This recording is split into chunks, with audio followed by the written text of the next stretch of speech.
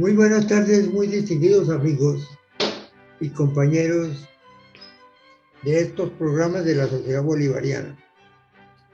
Tenemos hoy el gusto de reiniciar nuestras conferencias con la número 120,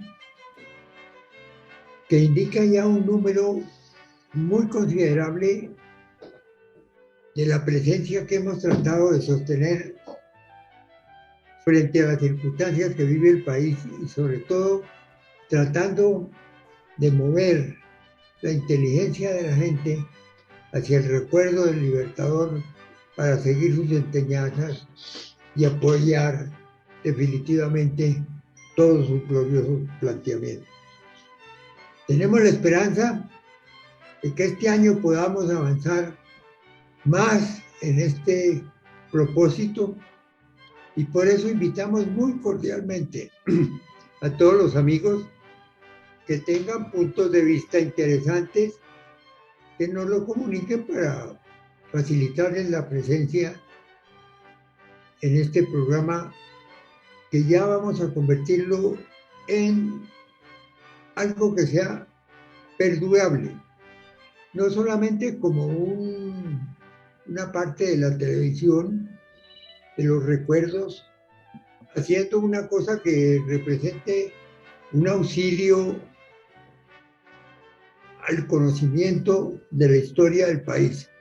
De manera que en eso estamos empeñados, buscando la manera de que podamos llegar a más gente para ver si podemos contrarrestar en alguna forma las múltiples circunstancias negativas que están en este momento amenazando al país. Hoy tenemos un tema sumamente interesante que va a tratar, por supuesto, uno de nuestros mejores conferencistas, que es el doctor Alberto Abello Moreno, que se trata sobre el talante del Libertador. El doctor Alberto Abello es un gran historiador y sobre todo un muy significativo periodista, director del Nuevo Siglo, miembro de la Academia Colombiana de Historia, de la Academia de Historia de Bogotá, por supuesto de la Sociedad Bolivariana de Colombia, de la Academia del Pensamiento, expresidente del Centro de Estudios Colombianos, el director de varios medios de comunicación, el Nuevo Siglo, el Excelsior Nacional, el Porvenir Internacional en México y la agencia de noticias FCNA de los Estados Unidos. Entre sus obras escritas sobresale Colombia Irredenta, Bolívar y Manuelita, que tendrá una nueva edición próximamente. La geopolítica del Caribe, Bolívar contrarrevolucionario, y más de 200 ensayos de historia y de política internacional. Él es una persona muy conspicua, muy conocedor y sobre todo con una facilidad que le permite hacer unas exposiciones extraordinarias a base de su colosal memoria, que es producto también, sus conferencias, de sus profundos estudios y conocimientos sobre historia de nuestro país. De manera que con todo agrado, para reiniciar esta labor en este año, le doy la palabra aquí a nuestro distinguido amigo y querido compañero Alberto Abello. Bueno, yo le agradezco al señor presidente de la Sociedad Bolivariana, Miguel Santamaría Dávila, esta presentación tan cordial, tan generosa, tan abierta, optimista, con ese humor que él mantiene siempre, que es muy importante. Y a varios de los académicos aquí que estoy viendo, les agradezco también la compañía, porque son gentes dedicadas también al estudio de Bolívar, al análisis de Bolívar, y que están permanentemente cotejando y consiguiendo información sobre ese personaje tan extraordinario. Por supuesto, cuando yo planteo hablar sobre el talante de Bolívar, no se trata de un ditirambo, genial que sea Bolívar, Bolívar. Nosotros a nivel de historia tenemos que ser mesurados y analizar las cosas con cierta prudencia, con cierto cuidado, y el hecho de que exaltemos la figura del libertador por las cosas buenas que hizo no quiere decir que nos vamos a cegar ni nada, sino que vamos a analizar cada asunto, cada punto de vista a favor o en contra del libertador con el rigor histórico que es necesario. He traído un invitado especial hoy, aquí conmigo, Herbert Morales, un tipo que escribió un libro que se llama Bolívar, Libertador y enemigo número 1 del Perú. Este es el querido amigo peruano que he traído acá. Miraremos algunos párrafos de él. Pero antes vamos a ver cómo ha sido cómo se desencadena contra Bolívar una serie de textos, una serie de escritos, casi desde el momento que él irrumpe en la política y en la vida militar de Venezuela, de la Nueva Granada de América. Cuando hablamos del talante, hablamos de la manera de ser, de la reacción, del carácter, del estilo vital de Bolívar frente al mundo, frente a las realidades en que se encuentra. Utilizamos la palabra en un género muy general que acepta la Academia Española de Lenguaje castellano. El talante es el estilo vital, es decir, hay una característica en Bolívar que es su temperamento desde muy niño, rebelde, lleno de humor, ¿no?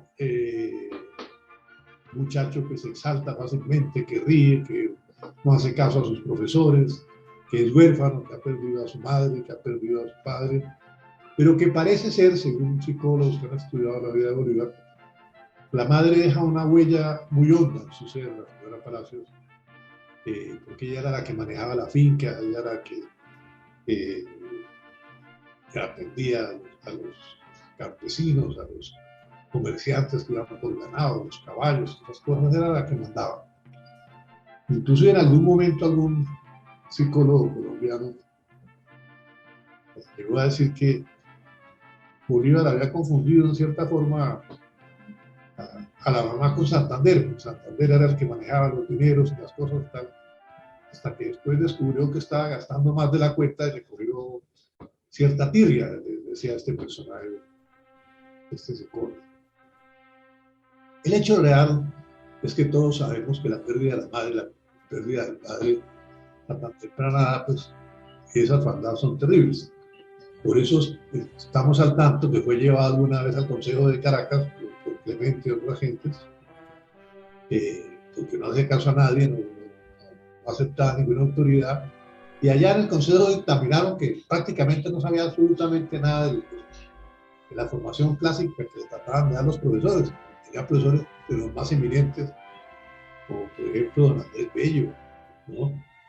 El mismo Simón Rodríguez, un personaje especial, que lo sacaba, él fue el que más se hizo amigo de Bolívar aparentemente, lo sacaba a pasear, lo llevaba a los bosques, le veía a Rousseau, le veía todo eso del buen salvaje que estaba de moda. Eso no era tan extraño que pasara en aquella época, porque estaban en pleno romanticismo y en plena efervescencia de la enciclopedia en Europa y en todo el mundo. Entonces, eso que nos parece tan raro, se vieron casos similares en otras partes. Y hubo cierta intimidad pues, con Rodríguez, que no era Rodríguez, sino una pelea con su familia, era el apellido Carreño. Se había cambiado el apellido por Rodríguez como para demostrar que un apellido común le gustaba más que un apellido de cierta trascendencia como era el apellido de sus familiares. Bolívar, ya pues desde chiquito, hay una constancia de que era rebelde, de que tenía un humor a veces hiriente, tenía una gran solidaridad y un gran cariño por la esclava que lo había amamantado, siempre la quiso, siempre le tuvo cariño.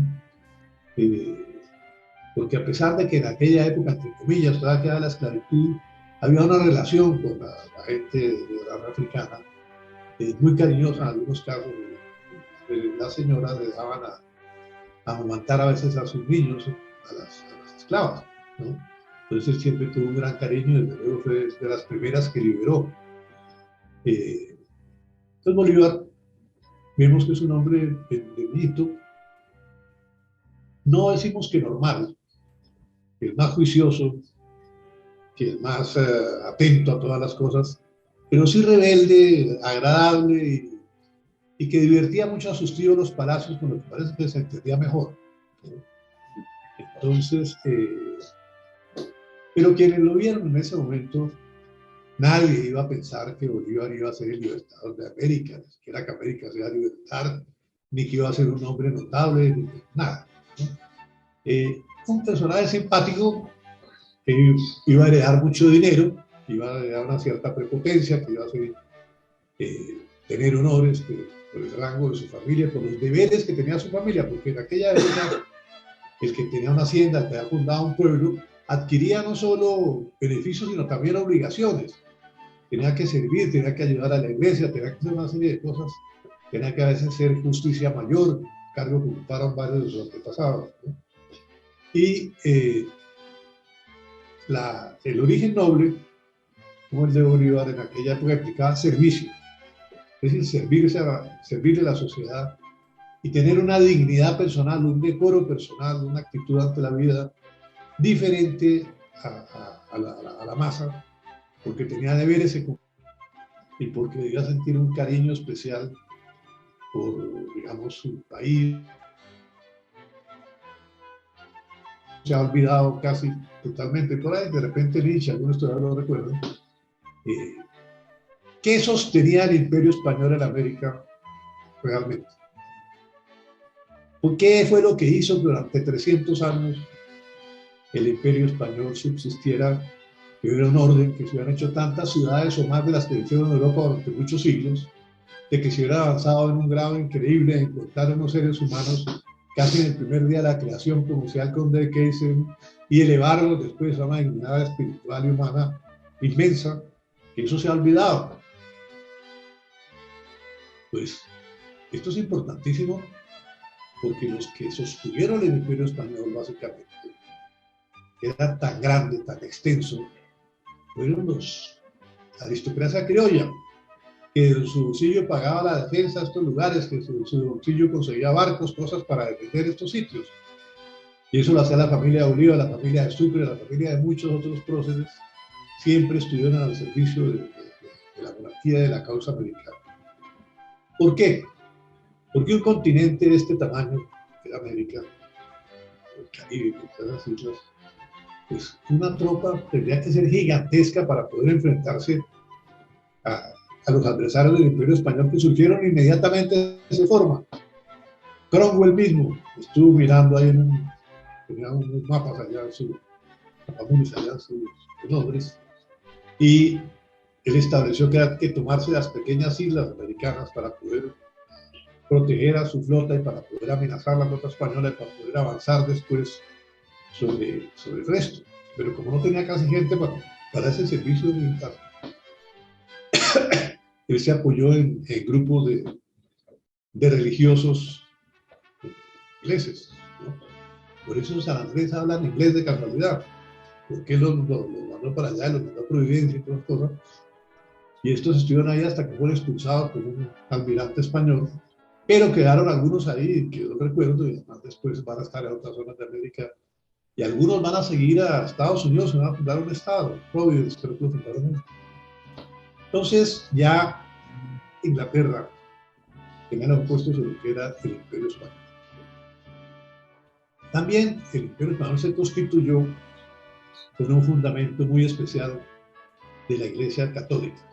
Cualquiera que sea la simpatía o la admiración que tenía por la Iglesia Católica, de todas maneras la Iglesia tuvo la oportunidad de formar a una gente, de enseñarle unos principios, de tener un credo religioso, que el que lo cumple, de no matar, no desear a la mujer del pueblo, todas esas cosas, se vuelve un hombre bueno, ¿no? Es decir, no había necesidad de policías que cumplieran las cosas, no robar, imagínense, ¿no? Eso ayudó mucho porque realmente en algunos lugares donde estaban en una formación muy precaria, la rapiña era continua, no había ley ni había orden, pues esto ayudó a crear un orden nuevo. Entonces, entre ese orden religioso y ese orden político y ese orden que van a crear los mismos criollos acá, se va a dar pues un nuevo mundo que va a ofrecer tantas cosas al planeta desde todo punto de vista, tal por ejemplo lo que fue la papa llevada de América a Europa, las hambrunas que van a Europa, casi todos estos primeros viajeros que llegaron acá venían muertos de hambre porque estaban pasando por una época en que en España no llovía, la escasez era total, salían de una guerra terrible con los moros, entonces los moros eran los que cultivaban la tierra en España, entonces estaban todos los terrenos no estaban produciendo nada, entonces la papa va a salvar a mucha gente, de otros grandes productos de economía. Pero a su vez, España va a trajeron hasta camellos, a Bolivia llegaron en camello, tratar de aclimatar a un camello, claro que el camello no funcionó, ¿no? Aquí no había vacas, y trajo las vacas, ¿vale? Van en unas pequeñas naves, de una vez en Madrid que iba caminando por una calle, vi exposición de las carabelas copia las carabelas que Colón llevó a América, y me quedé aterrado de ver, es una cosa chiquitica, todo lo que han llevado, barriles, licores, armas, de todo, ¿no? Y desde luego no venían para acá, pero es que un descubrimiento no necesariamente cuando alguien está estudiando el cáncer de repente descubre algo contra otra enfermedad. Él iba supuestamente para la India, el camino a la seda para ir a China, y de repente se encontró con otro territorio. Claro que cuando va pasando por el Caribe, la bitácora de guerra que está del barco de Colón, el almirante, él cuenta que cree estar ver las 12 tribus de Israel en algún lugar, o sea, cree que está en Oriente, caminando por Oriente. Ese es otro personaje, Colón, antecesor del Libertador en este drama americano, que ahora les ha dado por en muchas partes del mundo, en Estados Unidos, acá, llegan unas personas a acabar con las estatuas de Colón. Pues Colón es un hombre extraordinario y la gloria que tuvo no se la van a quitar nadie, así tumben la estatua o no la tumben, porque Colón fue descubrió. Sencillamente, cuando él estaba viajando hacia acá y obviamente los datos que tenían eran insuficientes para saber exactamente dónde estaba, los marinos se dieron cuenta que a lo mejor Colón se había perdido y se levantaron. Un levantamiento marino significaba que colgaban al capitán, al almirante de las velas y punto, hasta llegaban. Entonces Colón les habló con mucha entereza y les dijo, miren, tranquilos, tranquilos, que va a ocurrir un fenómeno especial, Dios nos va a mandar un mensaje, quédense quietos ahí, o si no pueden hasta perder la vida de todas cosas. ¿Y qué era? Como él había estudiado astronomía, manejar un barco en aquella época, ya saben las estrellas de dónde venían, la luna, el sol, todo, por dónde salían. Yo sabía que iba a haber un eclipse. Van a ver ustedes que va a haber una señal del cielo, tal. Y hubo un eclipse al poco tiempo. Los marinos dijeron, no, usted tiene contacto con los dioses por allá. Y finalmente, pues todos sabemos que Colón logró avanzar, pero de repente vio unas gaviotas que volaban, y como es natural, un observador analítico, las gaviotas tienen que aterrizar en alguna parte, sigamos las gaviotas. Él iba para lo que hoy es Norteamérica en su ruta. Entonces, por seguir las gaviotas, fue a parar a lo que hoy es República Dominicana, San Salvador, en el Caribe, y siguió hacia acá. Muy posiblemente el primer encuentro entre extranjeros europeos y americanos fue bastante cordial, ¿no? Ellos venían de una tierra donde estaba los atuendos todavía de los árabes, mujeres destapaban la cara, la cabeza, todo, ¿no? Se encontraron acá estos españoles que eran allá de esas hambrunas, esos problemas que tenían tan tremendos, con unas muchachas con los senos al aire, senos erguidos, esbeltos, senos al aire, unas miradas abiertas a todos, muy queridas, y estos indígenas de ahí como que tenían varias esposas, tenían un número apreciable de sobre todo los indígenas importantes. Entonces no tenía ese mismo valor que en el oeste, donde de repente no había sino una cabaretera que era la que cantaba y el que se metía con ella le pegaban un tiro porque todos querían tenerla, ¿no? Tenía varias, entonces ellos, en señal de hospitalidad muy respetuosa, no era como una costumbre, cuando conocían a alguien de otra tribu, de alguna cosa, a veces le decían, usted puede quedarse con una de mis queridas, amigas, pero la tenía que devolver. Entonces lo que resultó, como estos venían de otra cultura, veían esas mujerotas, además no, veían que caían las frutas de los árboles, que comida había por todo lado, pescado, creían que estaban en el paraíso y que en el paraíso tenían derecho a todo, a la mujer, a lo que fuera. Entonces parece ser que uno de los primeros desencuentros que hubo con los europeos fue por la mujer, por el predominio, por no devolverle la mujer indígena que la había prestado, ¿no? Y por los atractivos de esa mujer que los seducía, y el tipo ya no quería perderse de ella, quería tenerla, ¿no? Inclusive mucho más adelante, pues Simón Rodríguez, que estuvo por allá por Ecuador y en Perú, alguna vez algún indígena a eso le prestó también la muchacha, ¿no? Pero después un día pasó y se la llevó. Entonces Simón Rodríguez le escribe una carta, mire hombre, ¿cómo se va a llevar a esa muchacha?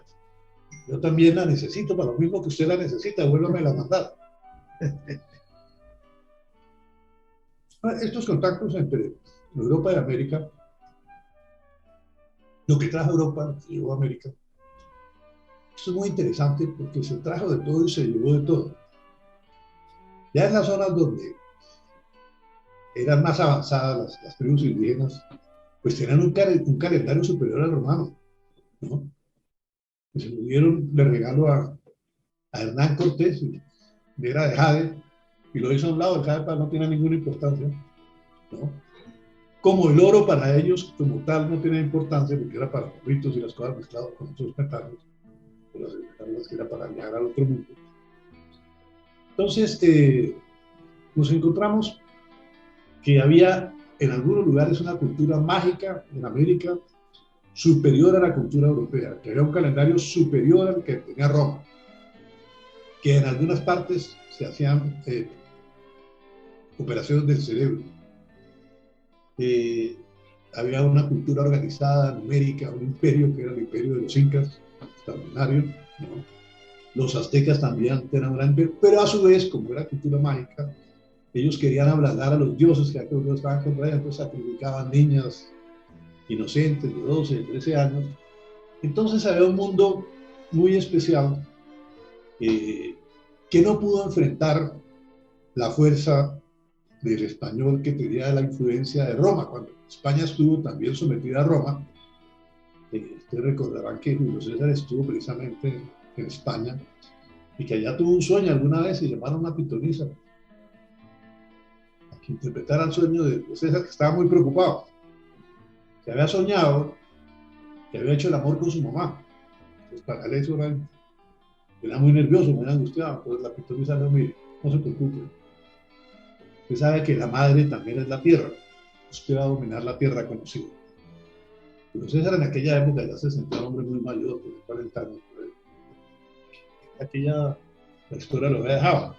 Sin embargo, prácticamente dominó el mundo y trató, cuando se iba a casar con Cleopatra, que en parte eso tuvo que ver con el asesinato de los senadores, iba a dominar Asia y Europa, ¿no? Es decir, África, Europa. Entonces César soñó eso de su madre y le dijeron que iba a predominar. Entonces, tenemos que España hereda un poco ese imperio, había sido parte del imperio romano, pero hereda esa voluntad imperial y también hereda esa voluntad de lucha contra los moros durante 800 años que es más tiempo el que llevamos nosotros desde que surgió el Imperio Español en América. Entonces, todos esos grados que se dieron en América, el adelantado, Jiménez de Quesada, el capitán, no sé qué, todo eso se había organizado para enfrentar a los moros. Entonces se hizo una meta especial, y lo más interesante de esa España a la que me refiero, porque la van a despreciar por la independencia, pues siempre se va a tratar de hacer un discurso anti-español cuando en España todos somos del mismo origen, ¿no? Porque lo que importa es el espíritu de una lengua, lo que importa es que nosotros descendemos de la edad de oro, del español mejor que se ha hablado en la historia del mundo. Entonces, España, por ejemplo, un poco a semejanza de Roma, pero con un estilo propio, va a diseñar las ciudades que se van a hacer en América, va a decir cómo son planificadas.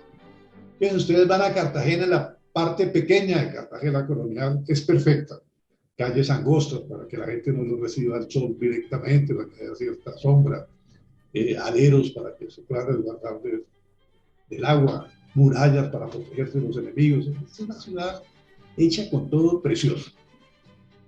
¿Por qué? Porque era planificada. Entonces había que organizar las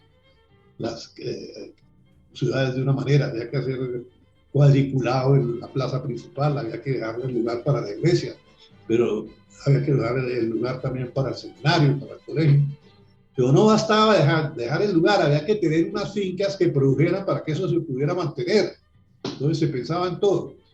Y a las gentes principales se les daba un asentamiento en esos lugares y se iba creando pues el hogar. ¿Qué el hogar que crea España en estas ciudades? No es el hogar de paso, no es el tipo que lleva un baúl con una maleta y va a estar 8 días, después se va como este señor que acaba de estrangular a una muchacha, la acabó. No, es un hogar para vivir 100 años, 200 años, 300 años una familia. Y eso fue lo que realizó España en América, que eso venía, claro, de Roma, venía de todo ese estilo europeo operativo, porque esa misma España que llega es una España que va a producir los más grandes pintores, que va a producir elementos extraordinarios de la cultura, que va a producir pensadores, que va a producir, por ejemplo, al padre Victoria, que es el que va a defender los derechos humanos, pero como tiene un apellido español Victoria, pues no tiene apellido alemán, ni sueco, ni nada, pues casi ni lo cita nadie, pero él es el creador de todos los derechos humanos de que tanto habla. Entonces, esa España que planifica, crea en un tiempo récord ciudades inmensas, ciudades extraordinarias como Lima, como Caracas, como Buenos Aires, como Santiago, ¿no? Donde se respetaba la cultura y crean cantidad de universidades, 30 y pico de universidades había aquí en América, colegios de todo. Entonces, ese imperio se sostiene por eso, porque tiene la cultura, tiene la religión, tiene planificación, tiene el orden, tiene la estabilidad, y hay algo fundamental. Hay una legislación especial para los indígenas. Esa legislación especial para los indígenas era extraordinaria en todos sentidos. Desde el primer día que se descubre esto, la reina Isabel dijo que a los indígenas no los tenían 20 kilómetros del territorio donde estaban y que no los podían esclavizar. Ella estuvo contra la esclavitud de los indígenas. La esclavitud era algo normal, ¿no? Entonces, en aquella época, pues, teníamos de un orden aristotélico mundial, y la esclavitud de cualquier pueblo, de los galos, todos son esclavos de los romanos, ¿no? Entonces, los griegos eran esclavos también.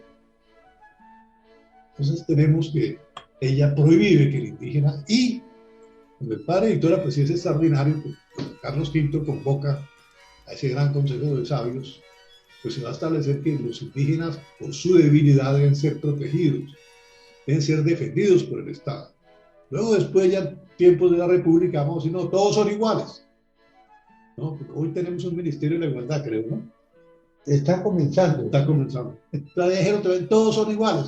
Entonces, como son iguales, tienen los mismos derechos a algunas cosas, ya no defendieron más los resguardos, les robaban las tierras a los indígenas y los perseguían, les hacían mal, porque eso de la igualdad es muy relativo. Lo que hay que tener, y hubiera sido una buena idea más bien, un ministerio de la superación, es decir, que la gente se supere, se mejore.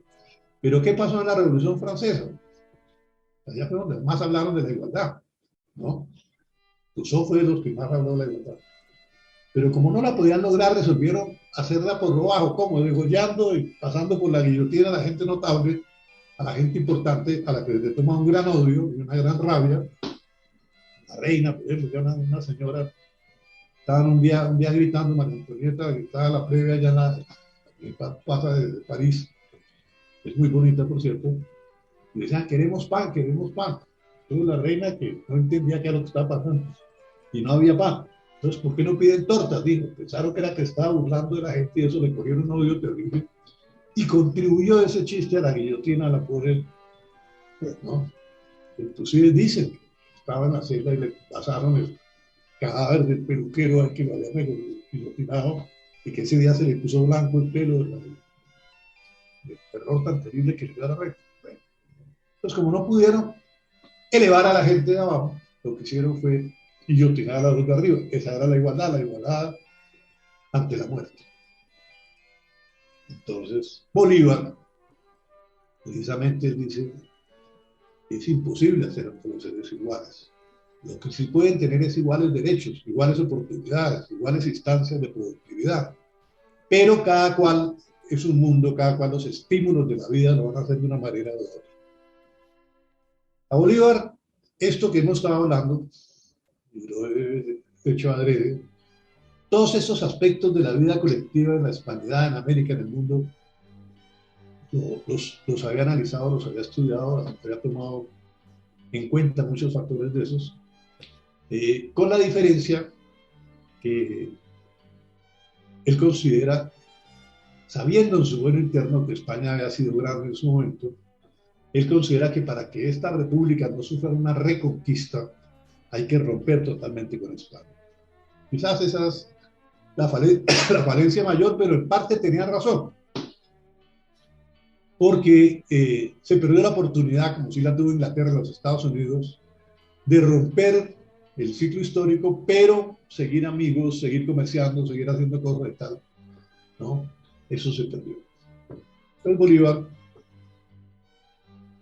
va a ser un hombre que conoce en detalle la revolución de, por ejemplo, él, a uno de los personajes más controvertidos de la historia americana, el tirano Aguirre, que mató medio mundo, vivió medio mundo y pasó por acá, por la nada por Venezuela.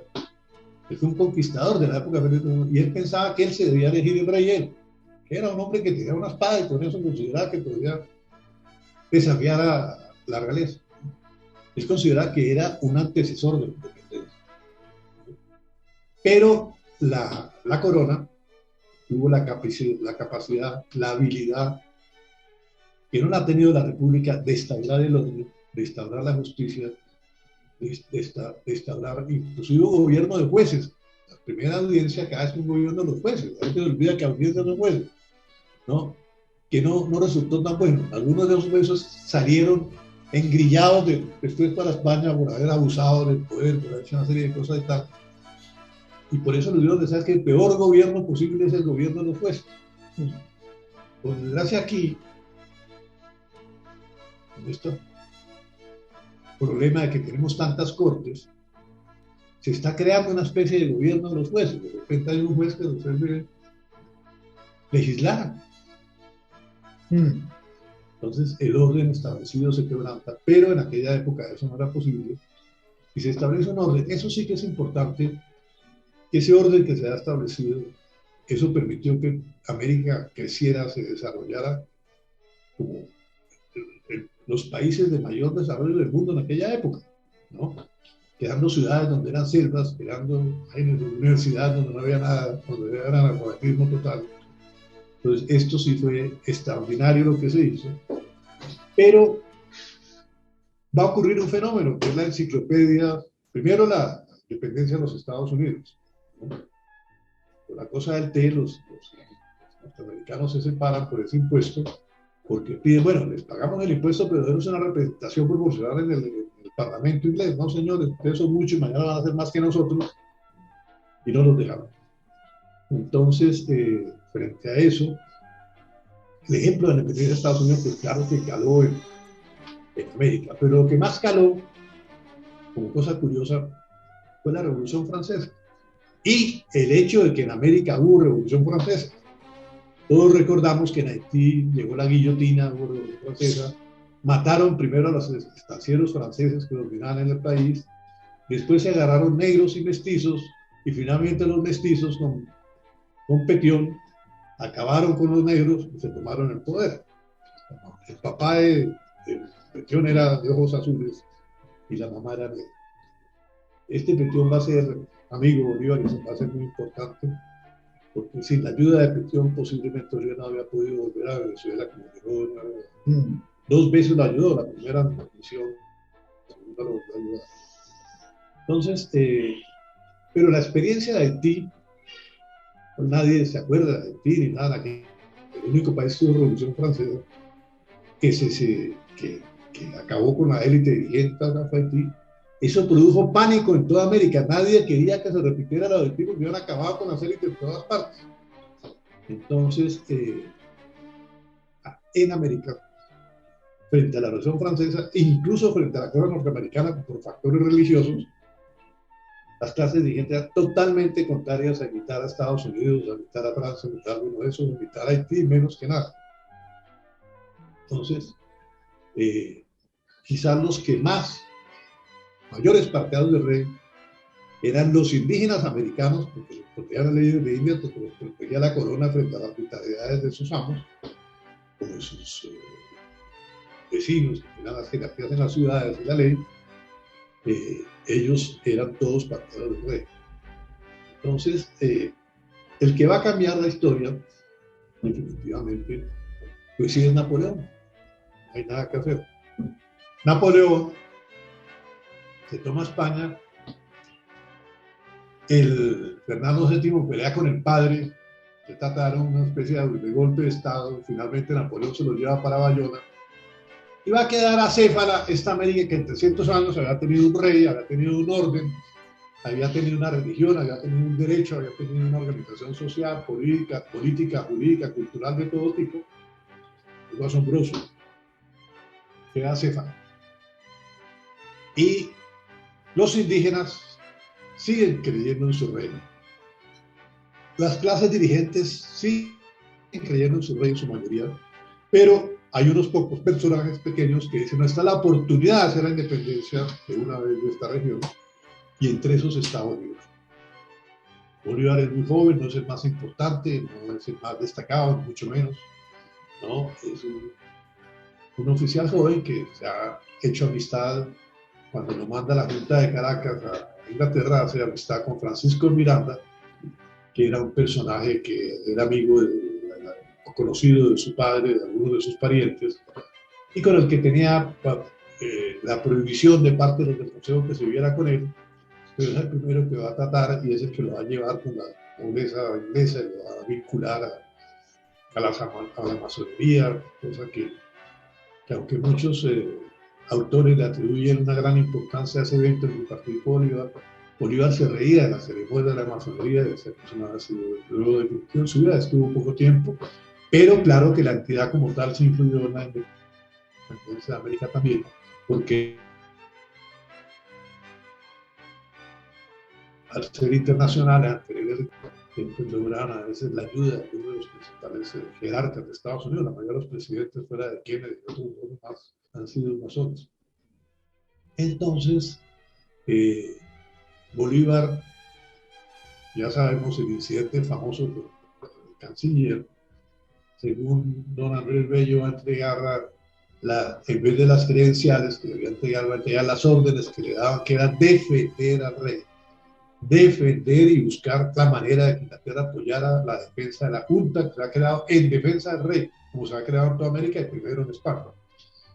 Le atribuye a Andrés Bello decir que se equivocó, que fue un acto pues, de precipitó de Bolívar, pero si se equivocó fue adrede para que el otro supiera que él estaba contra las órdenes de la Junta, porque Bolívar ya era una persona pensante, muy audaz y muy inteligente, y según ese canciller, le va a tener un gran respeto a Bolívar. Entre otras cosas, Bolívar es un libro que poco cita. Él en algunas cartas de él comenta que el libro que más influyó en su formación, uno de los que más influyó, fue las cartas de Lord Chesterfield a su hijo. Lord Chesterfield es uno de los grandes aristócratas de Londres, que tiene un hijo que ha tenido por fuera del matrimonio, que quiere mucho, y quiere que ese hijo se destaque y sea un personaje. Entonces, unas cartas, cómo hay que ser, cómo debe ser en la mesa, cómo ser un caballero, cómo debe ser en la diplomacia, cómo debe ser, unas cartas llenas de sabiduría. Y Bolívar parece que se las conocía de punta a punta, y Bolívar era muy riguroso en lo que se llama la etiqueta, la correspondencia, el manejo diplomático. Es decir, sorprende, por ejemplo, que los informes de todos los embajadores, de todos los enviados especiales de Francia, de Inglaterra, de Estados Unidos sobre Bolívar, por excepción de unos 2 o 3 que le tienen franca antipatía, todos destacan cómo habla de buen francés, cómo se entiende muy bien en inglés, cómo lee la prensa de Londres, cómo está atento a todos los problemas del mundo, cómo es un hombre con un buen humor, cómo tiene una calidad humana extraordinaria. Incluso algunos dicen que era más alto de lo que se decía. No hemos visto, no siempre, Bolívar era de a caballo, Bolívar andaba siempre a caballo. Entonces hay que entender a Bolívar siempre montado en un caballo. Eso era el símbolo de su poder. Y pues, Bolívar se compromete contra todo lo que se podía pensar prematuramente la avanzada de Napoleón sobre España, pues al dejar así para esto, va a provocar unos hechos. Por ejemplo, yo recuerdo que una vez estaba en Madrid y creo que estaba en el archivo de Valladolid, y ahí vi unos afiches, unas cosas que era la pena de muerte al que hablara de que España ya tenía una constitución. Y era condenado a pena de muerte. Claro, los reyes querían tener su poder y no les gustaba que alguien se le pudiera ponerles constitución, sin tonones de castidad ni cosas de esas. Y entonces Napoleón va a decir hay que hacer una constitución, ¿no? Porque Napoleón, pues la importancia de Napoleón no solo como militar, no solo como estratega, no solo como golpista, no solo como guerrero, pero es el que establece la Constitución francesa, pero sobre todo el Código Civil, que es más o menos con una gran variedad de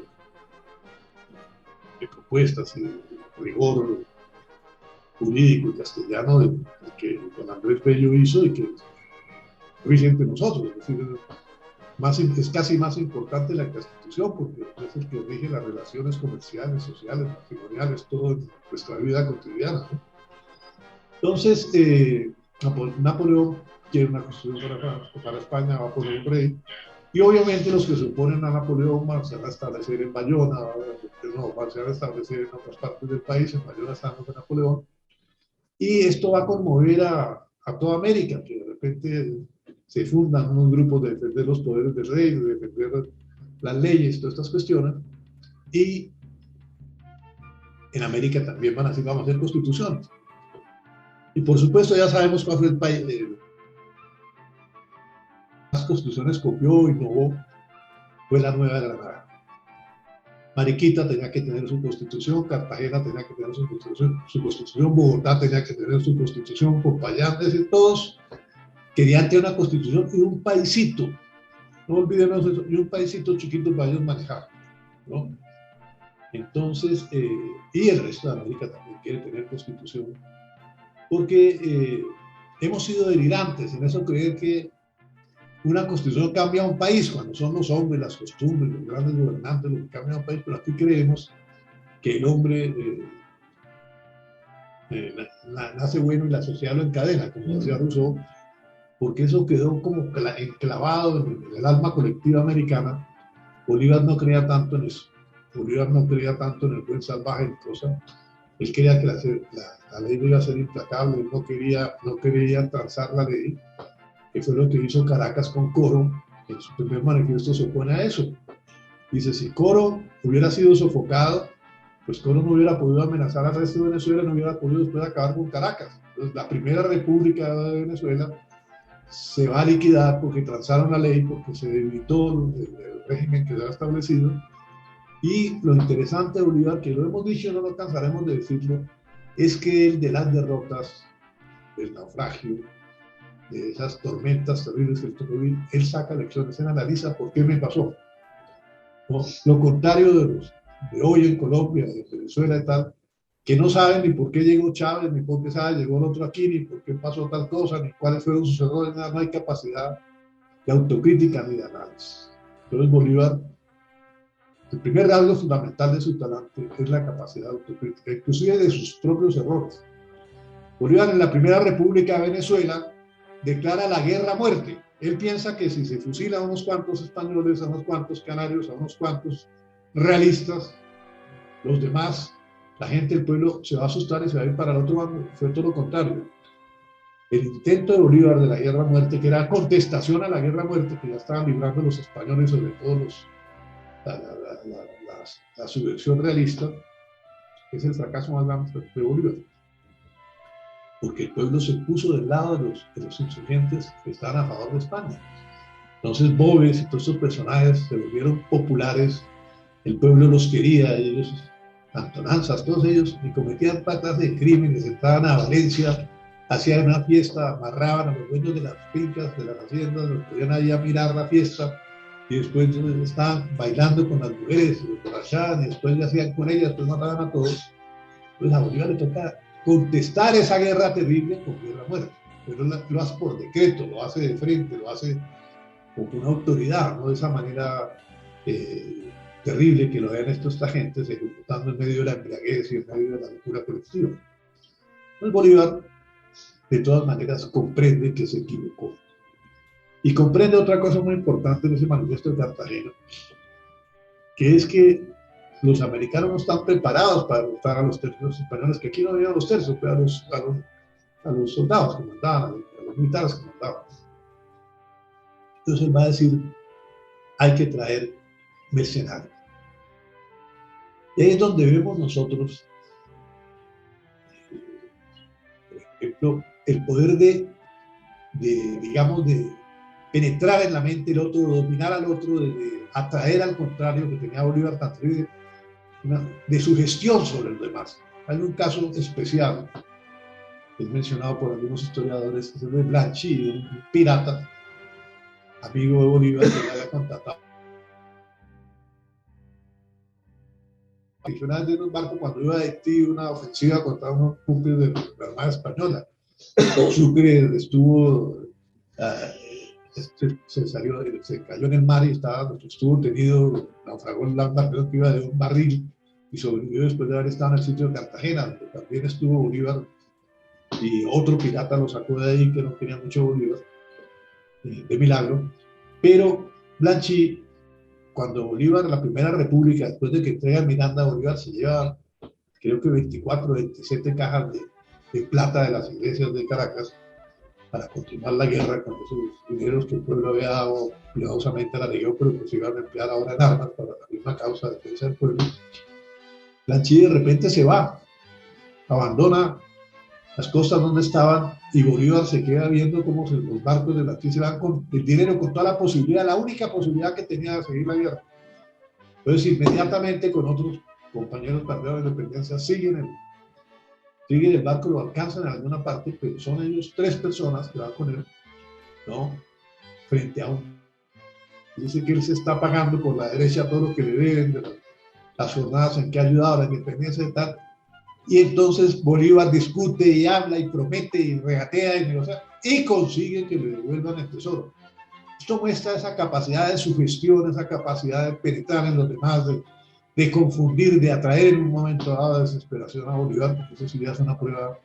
Es decir, otro que no hubiera tenido esa capacidad lo cuelgan del barco, el mismo barco, una vela del barco lo cuelgan y no le entregan absolutamente nada. Bolívar logra que le entreguen esos recursos.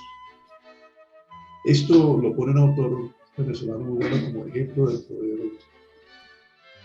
de convicción, de convocatoria, de dialéctico, de la palabra. Entonces, eso que requiere firmeza de carácter, voluntad, poner en riesgo su propia vida, creer en su causa y tener un ánimo capaz de convencer a otros en circunstancias extremas.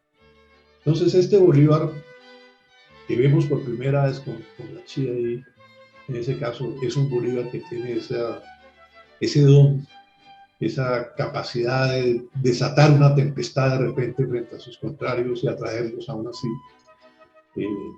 Porque como les digo, he hablado de todas estas cosas de América, porque gran parte de América era partidaria de la corona española. Gran parte de América quería que siguiera su religión. Gran parte de América, los indígenas, casi todos en su mayoría, no todos, pero la gran mayoría, más del 90%, eran partidarios del rey.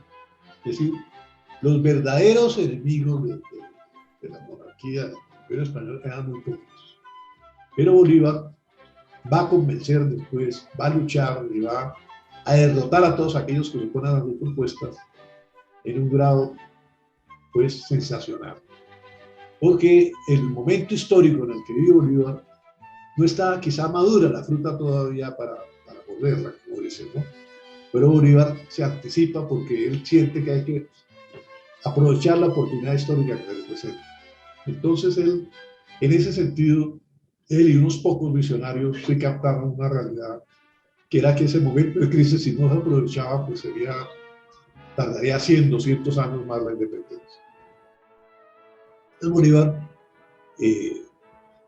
tiene la capacidad de intuir el mañana, pero también la capacidad de forjarlo aún en las dificultades y en la adversidad más tremenda. Vamos a ver pues en Cartagena. Cartagena, pues ese manifiesto de Cartagena es importantísimo porque cuenta todo lo que pasó en Venezuela, todo lo malo, todo lo bueno. Y a pesar de que era enemigo del federalismo, se dirige precisamente después a Camilo Torres para manifestarle que si aprendemos de lo que pasó con Coro, y que Coro termina derrotando a la Primera República, que era monárquico, pues nosotros podemos también aprender de ese caso y lograr que con tropas de la Nueva Granada él pueda liberar Venezuela. Esto después de que lo han tenido pues en Cartagena. En Cartagena le fue bien con algunas personas, hizo algunas amistades, algunas damas que le van a ayudar después, a Castro, todas de ellas. Pero en general, allá estaban algunos generales franceses que han estado con Miranda y que no lo veían bien porque había entregado a Miranda. Pero el hecho de haber entregado a Miranda, muy malo para algunos, también muestra un carácter, una fortaleza, una decisión de enfrentar todos los peligros, lo que sea, y de tomar las decisiones más determinantes. Está entregando a su jefe, está entregando al hombre que tenía, no era el gobernante de Venezuela, sino el jefe de las Fuerzas Armadas de Venezuela, que era más o menos el título, que era una escalura, ¿no? Pero al entregarlo también se dan cuenta que es un hombre que no va a ceder ante nada. Entonces había reverencia al millonario, al magnate, un poco arruinado en ese momento, que era Bolívar, que era un aristócrata, que era un hombre que había estado en los grandes salones de París, en las grandes casas de juego, que había estado con las mujeres más apetecidas del momento, que se había divertido muchísimo. Él lo cuenta en sus cartas, que me he divertido, lo único que hago es divertirme, y jugar, y tal, y verme con este y con esta, ¿no?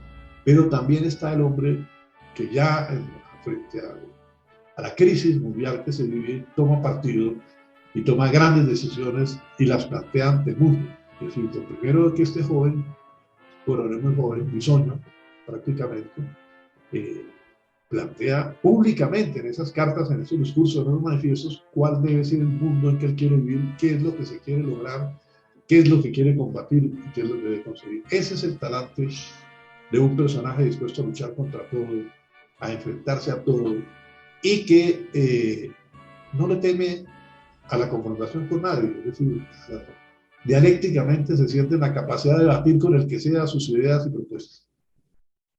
Y da con ese extraordinario hombre, que aquí algunos historiadores colombianos da por hablar más bien, pues Camilo Torres. Camilo Torres pues es todo lo contrario de Bolívar. Camilo Torres es como, se formó en una universidad, en toda la ciencia jurídica hispánica, que era muy importante en ese momento, y una formación humanística muy grande, ¿no? Y Bolívar ha conocido pues, a los grandes filósofos, la enciclopedia, todos, ¿no?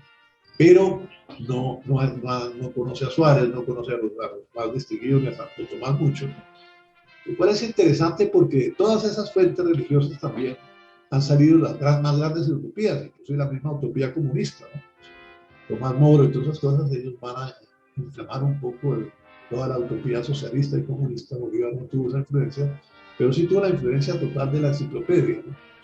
El conde Volney, ¿no? Bolívar se lee las ruinas de Palmira y le cuenta, y a viajeros, la gente que lo vieron viendo, donde Volney pone en duda todas las religiones, estando allá en Egipto, mirando una pirámide de esas, y eso le llama mucho atención a Bolívar, pero sobre todo Hay cartas a Santander donde él le cuenta a todos los filósofos que ha leído, que es muy interesante. Los ingleses, por supuesto, Jeremías Bentham, por supuesto, es decir, después lo prohibió, pero en principio le llamó mucho la atención, ¿no? Y hay uno que es muy interesante, que es el Conde Bonney. El Conde Bonney, con la vida de Palmira, influye muchísimo. Pero desde luego, Montesquieu. Montesquieu va a influir tanto en Bolívar, y Bolívar se va a interesar tanto en el derecho constitucional, el derecho de Estado, que muchas de las ideas de Montesquieu las va a asimilar perfectamente. Y Bolívar es el único jerarca político latinoamericano en las dos Américas, Estados Unidos y nuestras, que más o menos escribió 4 o 5 constituciones,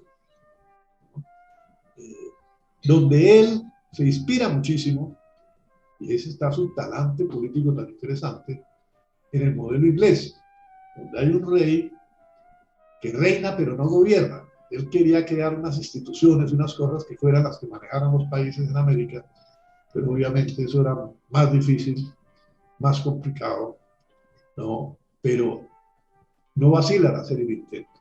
Entonces, sin llegar tampoco a la utopía, ¿no?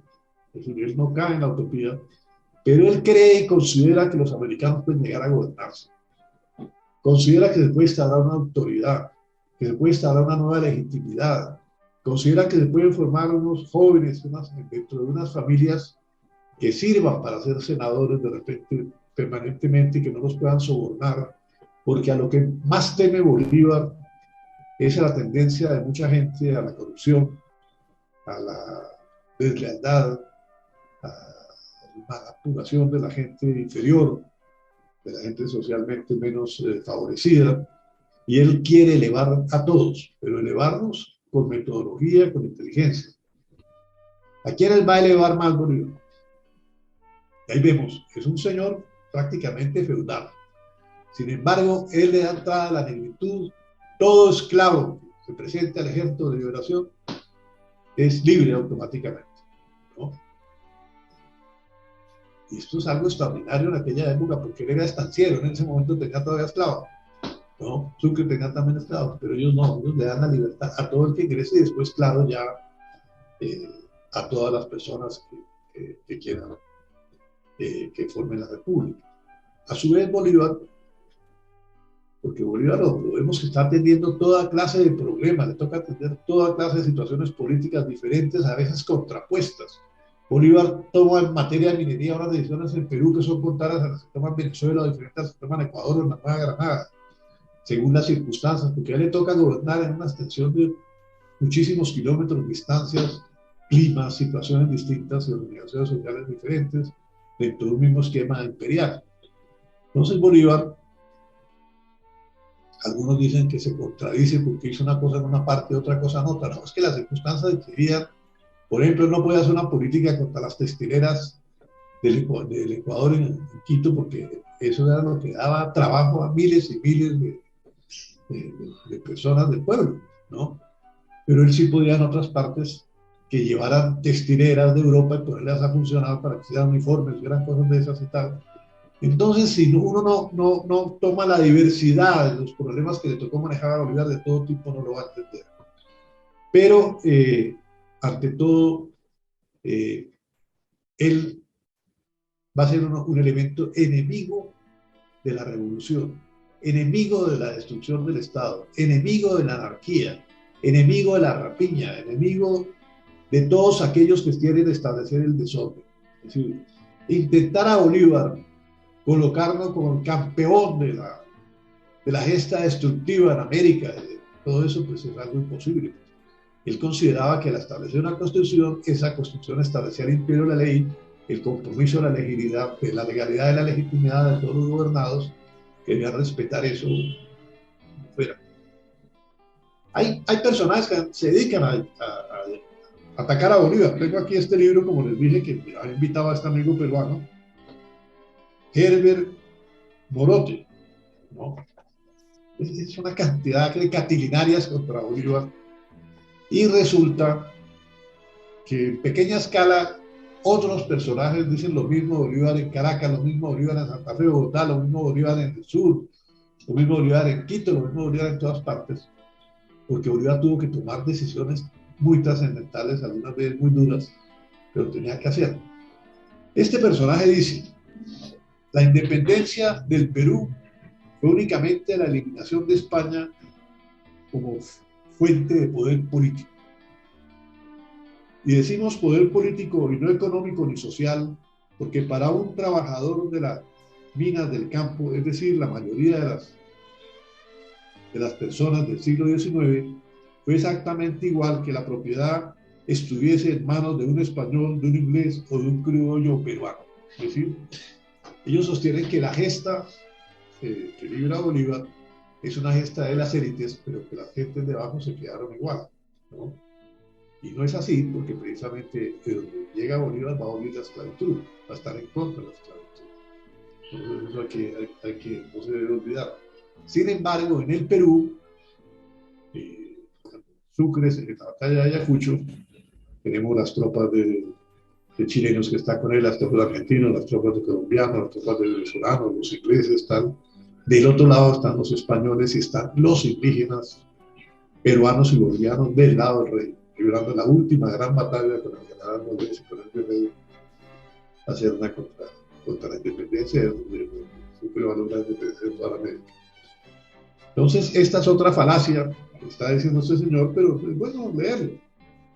De este modo, la independencia nos trajo, no trajo libertad, porque para tener libertad había que tener democracia, y esto ni Bolívar ni sus sucesores lo permitieron. Esta es otra falacia. Desde luego, cada cosa que hace Bolívar o que hace cualquier político hay que medirla de acuerdo a las circunstancias que le toca actuar.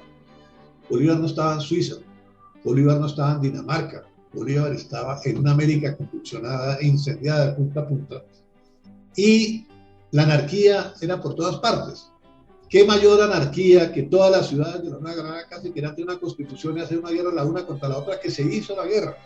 Es decir, que vino precisamente a tomarse a Bogotá por cuenta de su amistad con Camilo Torres y que le pide que haga eso fue Bolívar, ¿no?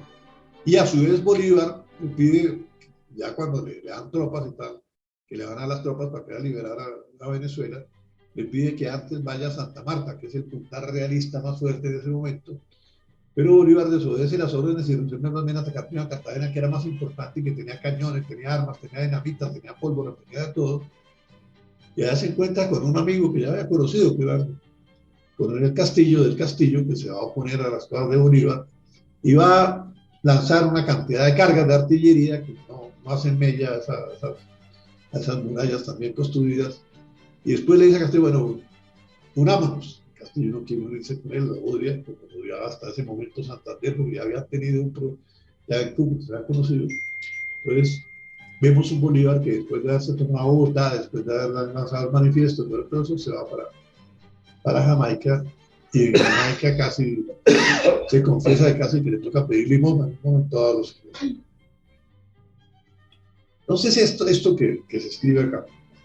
Después sigue con toda una andanada contra Bolívar por la cantidad de fusilamientos que tuvo que hacer Bolívar allá. ¿Pero por qué? Es verdad, él no está diciendo, este autor no está diciendo mentiras, pero ¿por qué pasan las cosas en política? Que es lo que nos interesa. Porque resulta que a Bolívar lo llaman, entre comillas, porque primero ingresa Sucre al Perú y maneja la diplomacia para ir creando condiciones para que Bolívar pueda ingresar. Tenemos que un gran sector del país y un gran sector de la población está con el rey. Y están pensando que hay una monarquía. Inclusive San Martín, que había sido el general que dirigió la primera expedición para tratar de liberar el Perú, él estaba de acuerdo en que se organizara una monarquía en América. Bolívar le va a mandar a uno de sus edecanes a hablar con San Martín para decirle que él no puede apoyar una monarquía. Pero también, como los indígenas habían tenido sus emperadores antiguamente, el imperio peruano, que fue muy importante, ellos eran partidarios de tener un rey. Entonces veían que la república les había traído desorden, muertes, crisis económica, crisis de todo tipo, ¿no? Sabemos muy bien que el 20 de julio, por ejemplo, en Bogotá, pues, no vio al rey, pero hasta que se quedaron roncos, ¿no? Ellos gritaban abajo el mal gobierno, pero era porque se suponía que el Borbón que estaba aquí gobernando, Mario Borbón, era partidario de Napoleón, ¿no? Entonces, inicialmente los pueblos estaban con otras tendencias, con otras actitudes diferentes, y Bolívar se tiene que enfrentar a eso. Por ejemplo, cuando Sucre ingresa al Perú, inmediatamente el gobernante que manda unas cartas eh, de doble sentido, diciendo que apoya a Bolívar y que apoya a su tal, pero que en el fondo no, lo tiene que llamar porque la situación del Perú es dificilísima. San Martín se ha retirado, ha perdido el apoyo de las Provincias Unidas, estas cosas del sur.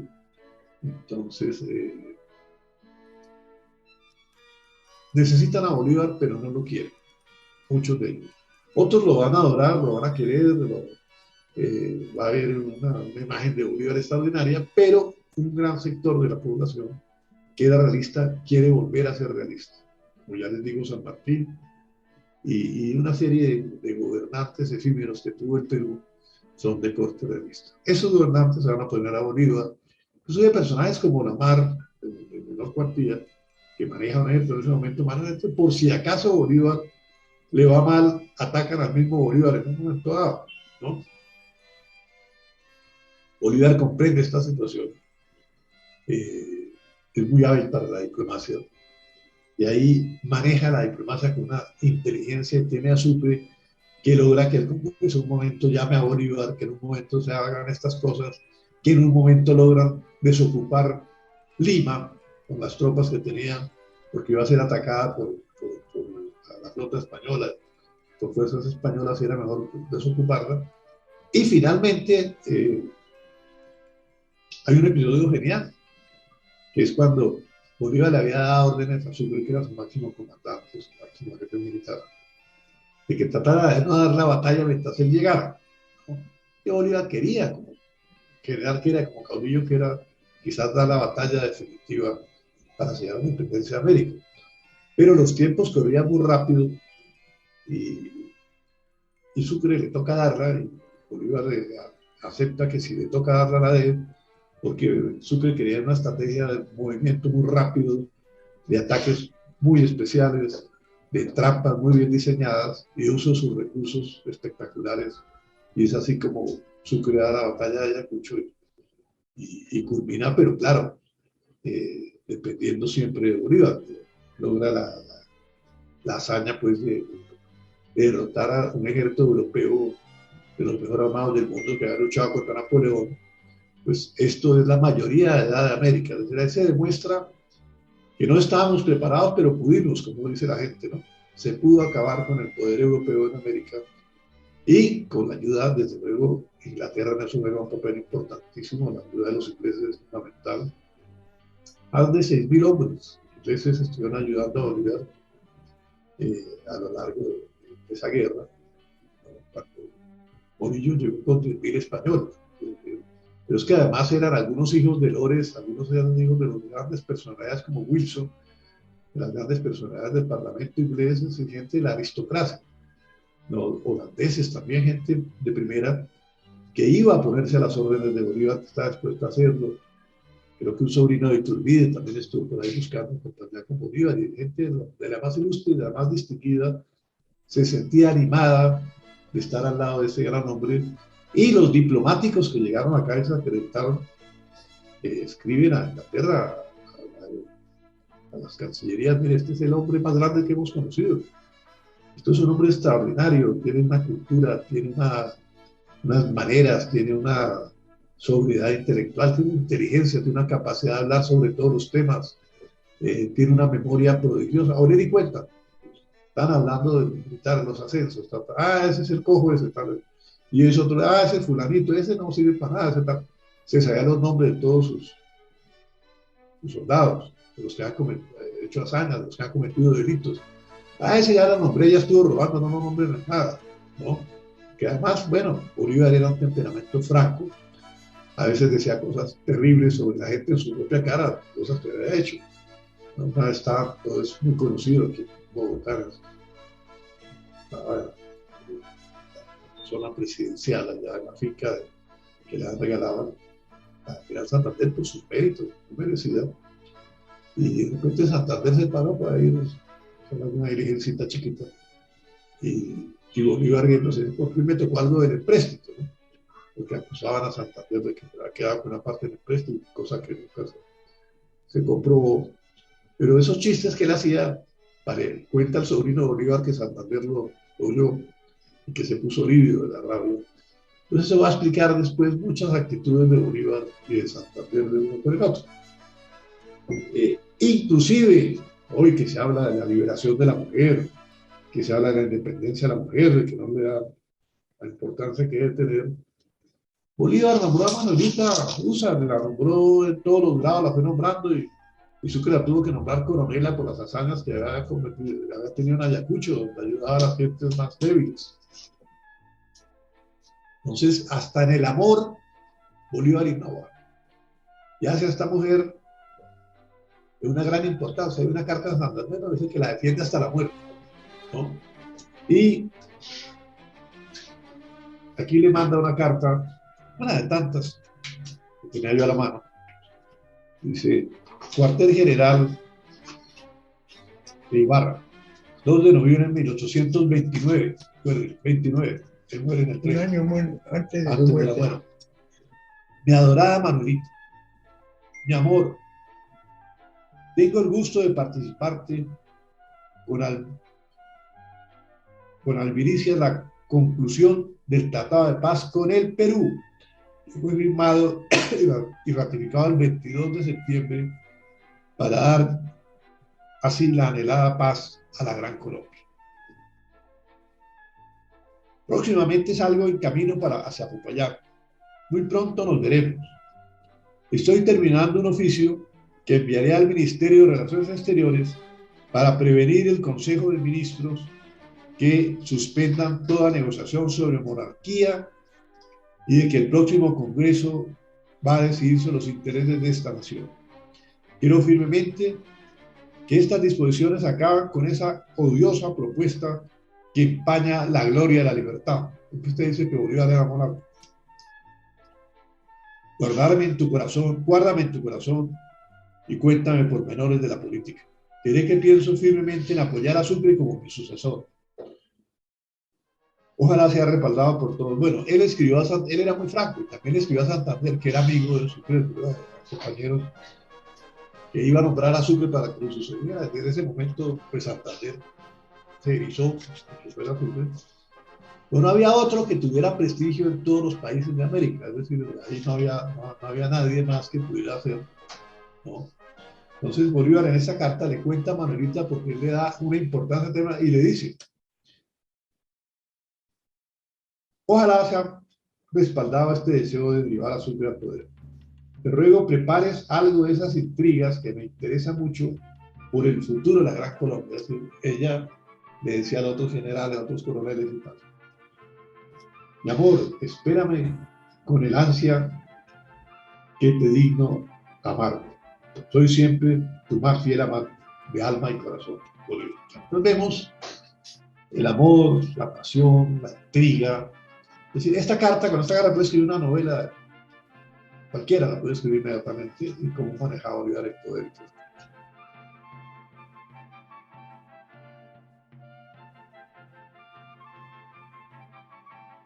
Aquí le manda una carta muy breve, porque esa carta que acabamos de leer de Bolívar a Manuelita trata una serie de temas, pero muy rápidamente, es decir, de porque él a veces dictaba 20, 40, 50 cartas al día.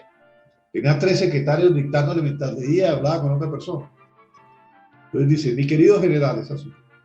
Por las circunstancias conocidas de nuestras obligaciones para con la patria, nombro a usted jefe supremo y absoluto de los territorios del sur. Mando que quede a la disposición de usted con todos mis poderes, y sabiéndome acertado en esta decisión que se habrá de dirigir con la prudencia y bizarría que caracteriza a mi más querido general. Sí, mi querido Sucre, solo usted podrá en el orden las cosas como si yo estuviera allí, su argentino libertador. El 28 de octubre de 1829. Sucre y Bolívar creyeron en Colombia. Bolívar crea Colombia. Ellos van con uniforme colombiano después de que hubo el famoso congreso en Venezuela, y en la frontera con Cúcuta, la frontera con Venezuela. Ellos se ponen el uniforme y van a luchar por Colombia. Y Colombia se va a extender hasta el Perú, Panamá se va a agregar a la Gran Colombia, República Dominicana se va a agregar a la Gran Colombia. Es decir, se produce un fenómeno en que la persona de Bolívar es como un imán y atrae a otros países, atrae a otras gentes, que inclusive en ese momento no puede leer cultura. Entonces, ahí viene un tema puntual, que es el que este señor que invité aquí hoy a la conferencia. Ellos dicen que Bolívar iba a someter a los peruanos, a someter a los unos y a los otros. ¿No? ¿Cuál es la diferencia de Bolívar con Julio César? Que Julio César es un personaje extraordinario de la humanidad, comparable con Bolívar en muchos aspectos, ¿no? Pero a Bolívar le toca quedar las milicias. Bolívar no tenía milicias. A Bolívar le toca quedar los juristas, unirlos, le toca escribir las constituciones, le toca ser el agitador, le toca ser el intrigante. A Bolívar le toca lagartear también, como a todos los grandes hombres, para conseguir cosas de las potencias, del uno, del otro. Por ejemplo, ¿por qué Bolívar a veces cede un poquito, a lo que yo dije, hermano Arciniegas, en materia de que hay que hablar sobre la monarquía? Porque en ese momento necesitaba el apoyo del gobierno inglés. Entonces él sabía que eso era como un chicle que les daba para que masticaran un poquito. Pero Bolívar, sobre todas las cosas, tiene un objetivo fundamental, que es de hacer de Colombia lo más grande que puede hacer como país en el mundo. Es decir, por eso él va a invitar a que se haga el Congreso Anfitriónico de Panamá en Panamá. En Panamá, que él considera que es el centro del mundo, donde debe hacerse eso. Por desgracia, el clima en ese momento todavía no existía una serie de vacunas y cosas. La mitad del Congreso estuvo enfermo allá, eso fue terrible, sobrevivir esa cosa. Pero se logra algo increíble, logra Bolívar que México se una a la Gran Colombia. ¿Ustedes saben lo que es eso? México unido a la Gran, pero México de esa época, que era medio Estados Unidos hoy, y lo que es México. Él logra, con don Lucas Alamán, a través de Miguel Santamaría, que era un diplomático muy importante, que estuvo también en el Congreso Mundial, logra que se unan, unirse, porque eso es lo que quiere con don Lucas Alamán. Pero Estados Unidos se entera, manda una comisión acá, hablan con Santander, y era un tratadito de comercio simple, que los norteamericanos juegan poca, ¿no? Son jugadores, son taures. Aquí se jugaba tejo en esa época nada más. Entonces ponen una cláusula ahí. Todos los beneficios que Colombia le da a terceros países se le darán automáticamente a Estados Unidos. Borraba totalmente el logro de Bolívar diplomático con México para hacer de esto la potencia más grande de la región. Eso no había duda ninguna. Entonces ese es un hombre que piensa en esas cosas grandes, pero por desgracia son malos que piensan en las cosas pequeñas, en las mezquindades, en el miserabilismo, en dividir nuestros países, en ser los caciques de las regiones y tal. Entonces Bolívar, pues, en ese sentido, no ha encontrado ni imitadores, ni nada de esas cosas en este país, ¿no? Entonces, la concepción geopolítica que tuvo fue extraordinaria, ¿no? A Bolívar le ofrecieron la presidencia de Argentina, lo que es de Argentina, lo mismo la de Chile, ¿no? Bolívar, pues, fue el primer presidente que tuvo Bolivia, dejó a Sucre, que había creado Bolivia, lo dejó ahí, ¿no?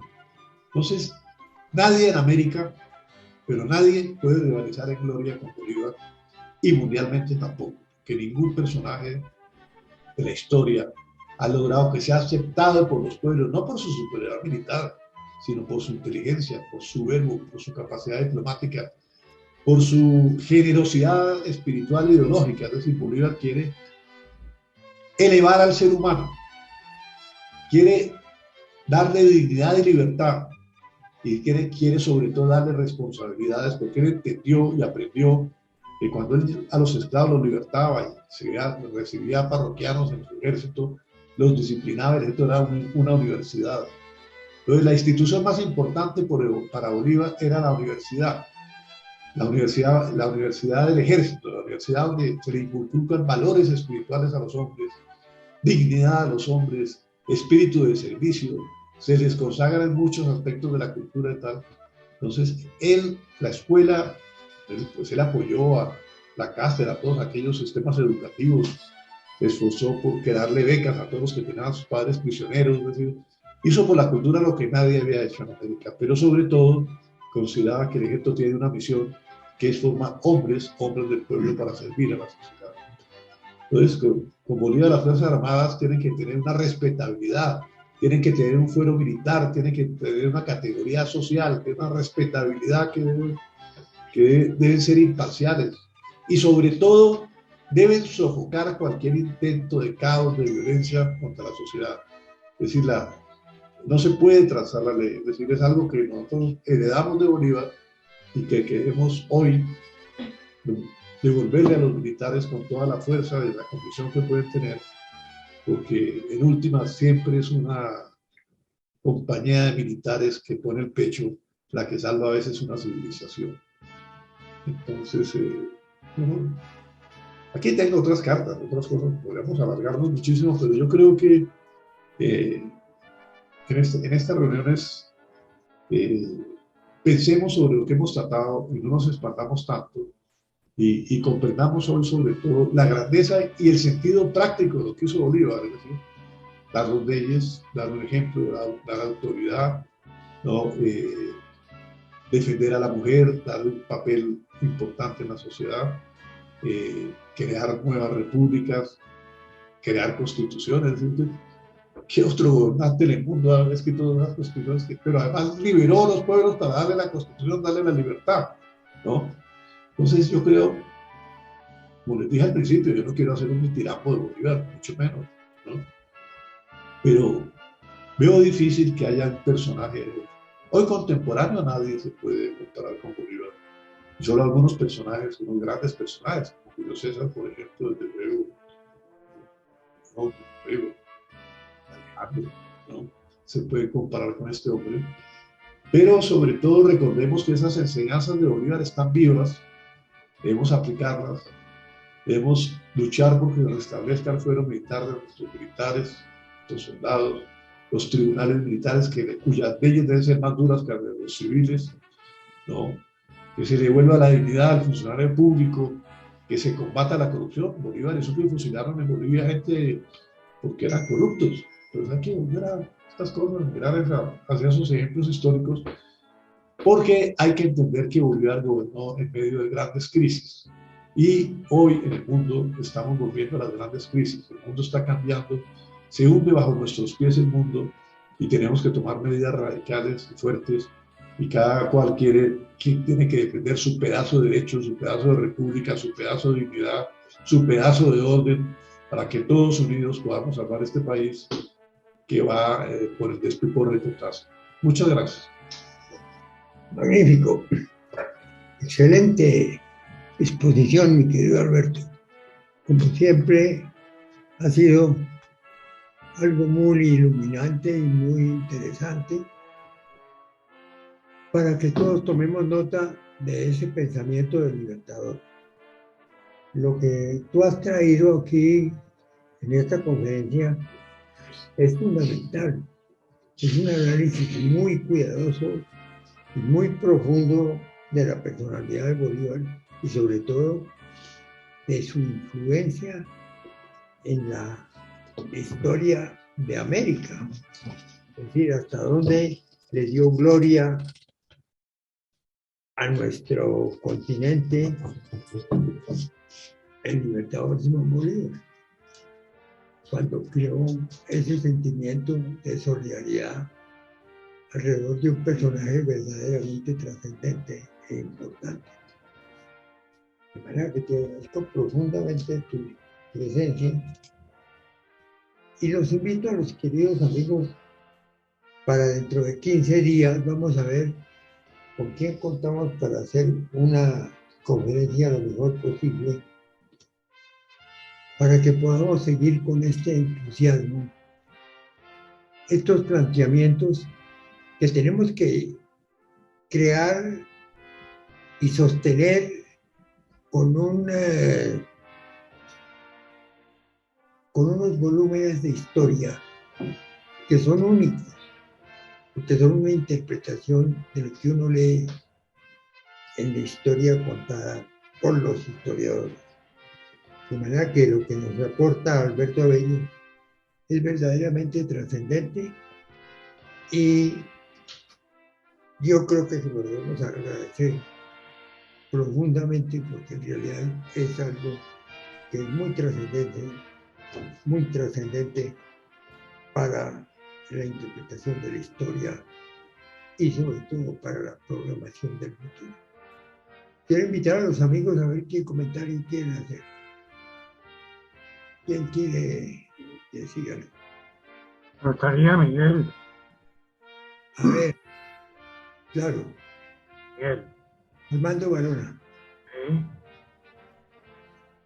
Muy buenas tardes.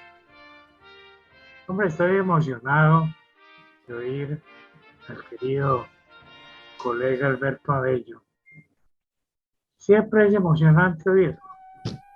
Su cultura es desbordante, profunda, maneja muy bien el conocimiento, lo hilvana perfectamente y eso de por sí hace que una conferencia suya sea muy llamativa y muy ilustrante, sobre todo en el campo de Bolívar. Es que de Bolívar no se puede agotar la última palabra y él por supuesto no ha pretendido. Habla del talante de Bolívar. Talante es la manera de ser. Ya lo explicó. ¿Quién era Bolívar? Era un muchacho despierto. Era un muchacho que tuvo un gran maestro, en realidad dos grandes maestros. Porque sin duda el que lo puso en contacto con la naturaleza y con el mundo que estaba sucediendo en ese momento o acababa de suceder, que era la Revolución Francesa. Ese Simón Rodríguez, que tampoco se llamaba así, y se había cambiado el nombre porque Simón Rodríguez en realidad era un anarquista. Yo no he encontrado la forma doctrinaria de encauzar el pensamiento de Simón Rodríguez, sino la forma de la exuberación de las luces y de todas las cosas, pero sin duda alguna un gran personaje. Cuando Bolívar cae en París con una enfermedad muy, muy seria que llamaba entonces el mal de París, Simón Rodríguez en ese momento se llama Robinson, le da la mano y está con él y viajan juntos a pie. En esa formación, imagínense ustedes, yo me vi un día en el tren bala de París a la ciudad de Ginebra y eso le gastaba 4 horas. ¿Cómo sería la marcha a pie que después prolongó por todos los Alpes hasta llegar a Roma? Eso pues debió haber sido una formación intelectual muy grande y un estímulo para la vida de Bolívar que debía estar bajo los efectos de esa depresión. Es más, Bolívar ha perdido a su esposa muy joven, antes de los 20 años, y Bolívar está desubicado, desesperado. Los amores que tuvo con Fanny de Vilar fueron fugaces, como todas las cosas. Bolívar en realidad no mantuvo un amor abierto, lo tuvo por Manuelita, pero muchas veces deseó, a través de cartas, liberarse de ese amor que dañaba su reputación y que dañaba la reputación de Manuelita, si es que todavía le quedara alguna reputación. Ese es un tema absolutamente fascinante. Entrar en la vida de Bolívar, en la formación, en ese juramento en el monte sacro, que sin duda alguna le da ya una formación muy grande y decide su vida. ¿Y quién está al lado? Simón Rodríguez, que después se va hasta Bolivia y le manda una carta llena de la mayor emoción que uno puede encontrar en una escritura. Y el mismo Bolívar diciéndole a su maestro todo el regocijo intelectual y todas las cosas que le despierta su presencia. Cuando ya Bolívar ha creado casi que un imperio, no era un imperio, en Sudamérica. Bolívar en realidad lo ha llamado de la Argentina. Estuvo tentado a irse a Brasil, a hacer la pelea allá. Llegó tal vez a conocer a Garibaldi. Yo creo que lo conoció cuando Garibaldi se va al Perú a saludar a Manuelita. Le dice, yo sono Giuseppe Garibaldi. Y es muy bello, muy lleno de un arrobo sentimental con un hombre tan grande como fue Garibaldi, en ese momento el más grande de todos los condotieros que podían existir todavía en Italia. Después, fascinante, hablar de historia es fascinante, hay muchas cosas. Hay una cosa que yo quisiera resaltar, y es de qué manera ese Bolívar, que ha llegado al punto de establecer un sitio a Cartagena, dentro del mandato que le dio Torres y dentro de la enemistad que él mantenía con Castillo y Rada, entonces sitió a Cartagena y lo perdió.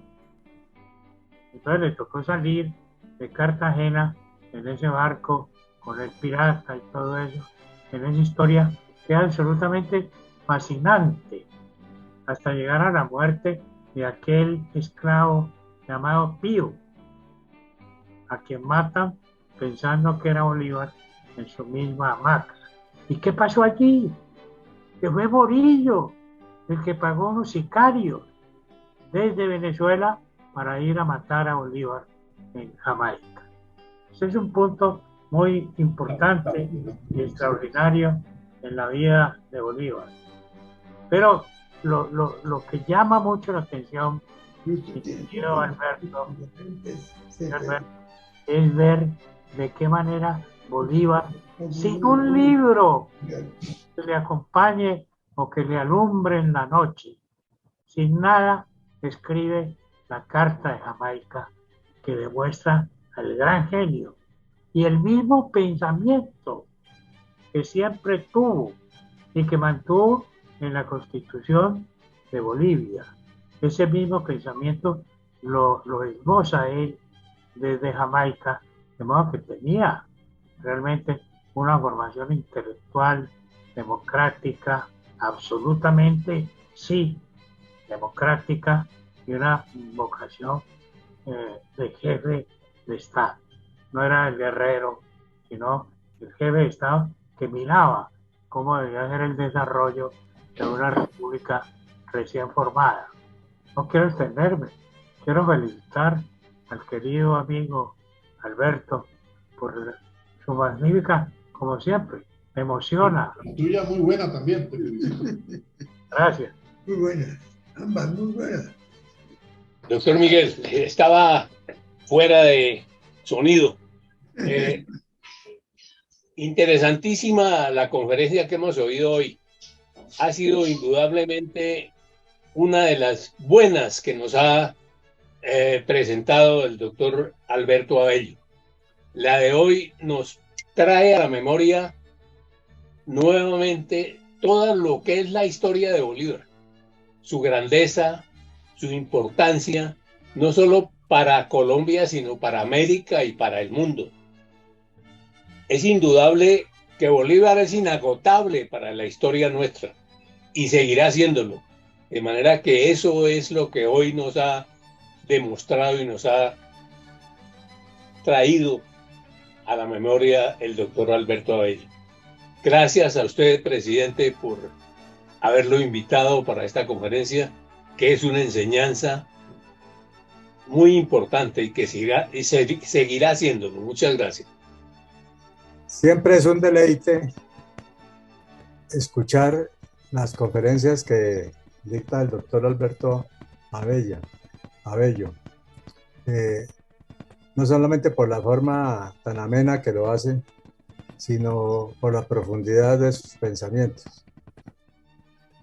Quisiera hacer una anotación sobre la conferencia de hoy y se relaciona con la parte militar de Bolívar en su primera visita forzada a Cartagena. Digo que fue forzada porque Bolívar no tenía intenciones de irse a Cartagena. Caída la Primera República y después de los insucesos con la detención de Miranda, Bolívar obtuvo su pasaporte para poder salir de Venezuela por parte de Monteverde y de su gran amigo Iturbe.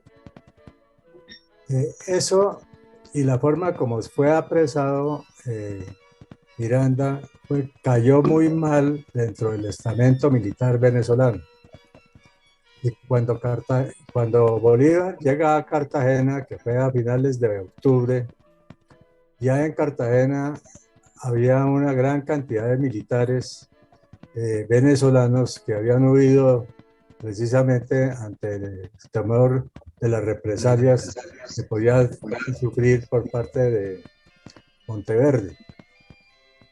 De manera que esos venezolanos no recibieron bien a Bolívar. Y verdaderamente en ese instante Cartagena estaba preparando la defensa porque Cartagena estaba muy amenazada por la reacción española que amenazaba por todos los costados tomarse a Cartagena. Y fueron los venezolanos quienes comandaron las tropas con las cuales Cartagena hizo su defensa. Ahí recordemos a Labatut, a Manuel Cortés de Campomones y a Miguel Carabaño. Miguel Carabaño, que había sido uno de los que había estado con Bolívar en el apresamiento de Miranda. Pero, es decir, ellos en ningún momento aceptaron a Bolívar, y es que Bolívar tenía un peso militar muy bajito. Pues simplemente en la forma como él participó en la campaña, como se hizo meter en la campaña que estaba viendo Miranda, y posteriormente cuando Miranda lo saca y lo pone de comandante de Puerto Cabello, pierde la plaza. Y al perder la plaza fue prácticamente cuando Miranda se siente que al haber perdido el principal puerto y tener pues por tanto los españoles toda la posibilidad de continuar la lucha contra él, les vuelve a entregar, capitular. Pero de todas maneras, no solamente la parte política que logra desarrollar el Libertador en Cartagena, su célebre Carta de Cartagena, que es su primer manifiesto político de gran escala, y la forma como logra iniciar la campaña del Magdalena para poder subir hasta Ocaña y después pasar a Cúcuta y lograr el mando de las tropas para hacer la campaña admirable, demuestran, es decir, el temperamento, el gran valor que tenía el Libertador Bolívar. Él es verdaderamente, cuando estaba verdaderamente destruido, él es capaz verdaderamente de levantarse y empezar nuevamente su campaña admirable. Verdaderamente, pues esos ratos amargos que tuvo que pasar en Cartagena los compensó con la gloria que le dio pues su primera campaña militar verdaderamente triunfadora. Que yo creo que la permanencia de Bolívar en Cartagena durante el mes y medio largo en que estuvo, verdaderamente es una demostración del temperamento, del temple del Libertador. Muy interesante su planteamiento, almirante. Tiene toda la razón. Gracias, doctor. De todas maneras, creo que en el día de hoy hemos tenido una sesión espectacular, con una intervención estupenda de Alberto Abello. El aporte de ellos muy bueno. Y todos ellos, los que han intervenido, ha sido de una forma muy interesante. Muy bueno. De manera que eso indica que vamos por buen camino. Lo único que queda es preguntarles a todos ustedes que nos ayuden a buscar conferencistas de alto calibre y calado como los que hemos tenido. Hay muchos investigadores que están ocultos, que piensan bastante en toda la grandeza que fue Bolívar y todo lo que representa para nuestro país. De manera que yo creo que sería muy interesante que nosotros complementáramos esta magnífica colección de 120 conferencias sobre la grandeza y la que en realidad van a ilustrar a muchas generaciones sobre la grandeza del Libertador, sobre lo que pensó y también sobre lo que no pudo hacer. De manera que yo les agradecería muchísimo que me ayudaran en esto, porque esto hay que buscar, y son muchos los amigos que tenemos todos nosotros que están investigando y que les parece interesante. Y además eso hay que salvarlo en medio de esta hecatombe que estamos viviendo. Aquí todo se va a olvidar si no lo mantenemos vivos nosotros. Tengamos la seguridad de que lo que podamos hacer nosotros en defensa de la historia es lo que va a quedar. Invitamos a los demás para que se vayan cuadrando a ver cómo podemos sacarles lo mejor de su experiencia. Y con un gran abrazo para todos y mis agradecimientos más sinceros, los despido para que tengan una muy buena noche, que tengan tranquilidad, es lo que es difícil en este momento.